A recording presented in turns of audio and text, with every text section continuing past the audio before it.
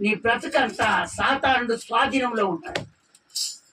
ఒక ఆలోచన చేసి నీ వెళ్తాం పని చేద్దామని ముందుకు వెళ్తే నీ ఆలోచన తారుమారు చేసేస్తావు.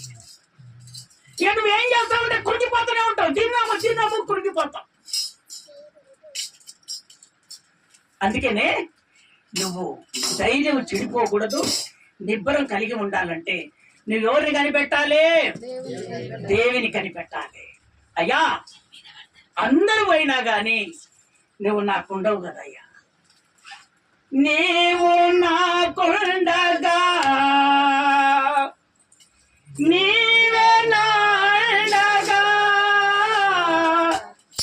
నీవు నాకుండగా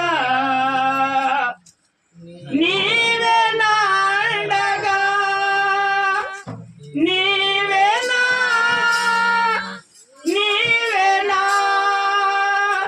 నీవేనా నీవేనా ఆత్మధారం నీచినా వెలపడేసిన వర్ణము కొండల వైపు నాగలేటి వధువతోని కుమిలెదనా, వధువతోని కుమిలెదనా, కలవల పడిని కొండల వైపు నా కన్నులేసుకున్నా, కొండల వైపు నా కన్నులేసి వధువతోని కుమిలెదనా, వధువతోని కుమిలెదనా.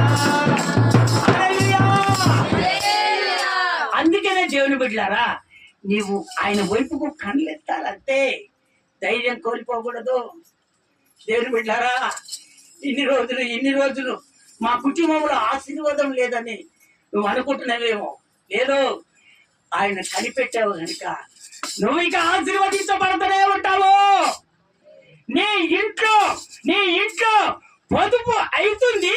నువ్వు అనుకున్నట్టుగా ఏది చెయ్యాలని నువ్వు ఆలోచనతో ధైర్యంగా నిబ్బరం కలిగిన ఉన్నావో, అదే ధైర్యంతో నిబ్బరం కలిగిన ఉండో నీ కుటుంబాన్ని నా దేవుడు అంచెలంచెలుగా ఎదిగించునుగాక.